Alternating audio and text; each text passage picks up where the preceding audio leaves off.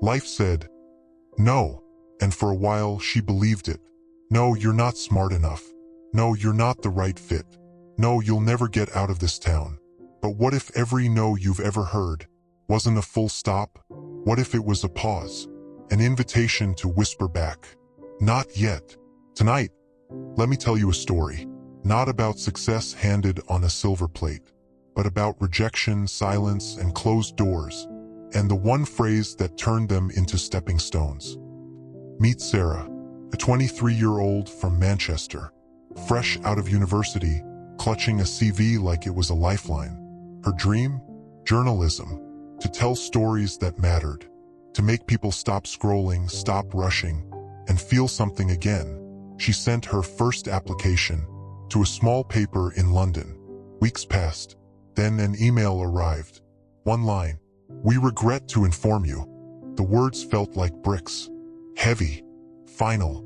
She whispered to herself, maybe I'm not cut out for this. But it didn't stop there. She sent 10 more applications, then 20.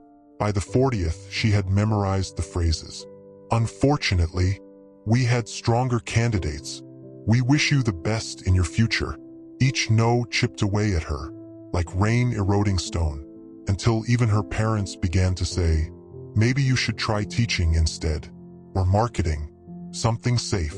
Safe. The word tasted like cardboard, dry, lifeless. But inside, Sarah wasn't lifeless. She was burning, not with anger, but with a quiet, stubborn fire. One gray morning, she ducked into a cafe in Piccadilly Gardens, laptop in front of her, head in her hands. Next to her sat an old man with a weathered face, a notebook open. He scribbled line after line with a broken pen. Curious, she asked, "What are you writing?" He smiled. "Letters to editors. I've been sending them for 30 years. Sarah blinked. "Did they ever reply?" "Sometimes," he chuckled. "Mostly no, but the world doesn't owe me a yes. It owes me the chance to knock. My job is to keep knocking." Those words, keep knocking, they hit harder than any rejection. That night, Sarah opened her laptop again. She whispered to herself, "When life says no, I'll say not yet." From then on, she changed her strategy. Instead of only applying, she started writing daily. Short blogs, reviews, stories about people the world ignored. A busker on the corner, a nurse walking home at midnight, a kid selling flowers outside the station. First, no one read them. Her blog stats stayed at 1, and she knew the 1 was her mom. But one night, she posted a story about a Syrian refugee she'd met. The next morning, her inbox exploded. Hundreds of shares, thousands of reads, and one email from a small online magazine. "Would you like to write for us?" It wasn't the BBC. It wasn't The Guardian.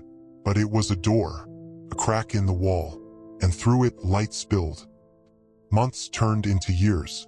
Sarah worked tirelessly. Her stories spread across the internet. Some weeks she still got silence. Some editors still replied, "No." But now, she didn't hear no. She heard, "Not yet." Then one winter afternoon an email arrived.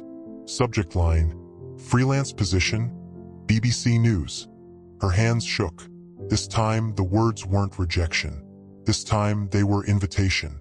When she walked into the newsroom for the first time, she thought back to every no and smiled, because without them, she never would have learned to sharpen her voice, to stand in the storm, to keep knocking. So, friend, what about you? Maybe your no came from a university rejection letter. Maybe it came from a boss who overlooked you. Maybe it came from someone you loved, who walked away. And maybe, like Sarah, you've whispered to yourself, "What's the point now?" But let me tell you, no is not the point. It's the punctuation, a pause, a comma, before your not yet. Because the only people who never hear yes are the ones who stop asking, stop trying, stop knocking.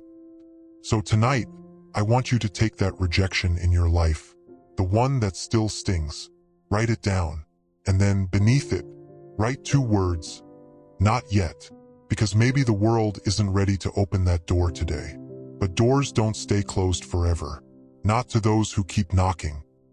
Drop one word in the comments, the word you need to keep knocking. And if Sarah's story reminded you that rejection isn't the end, hit like. Subscribe for daily stories here at Rise Remember Stories. And share this with someone who just heard a no. Because when life says no, you don't have to accept it. You only have to whisper back, not yet.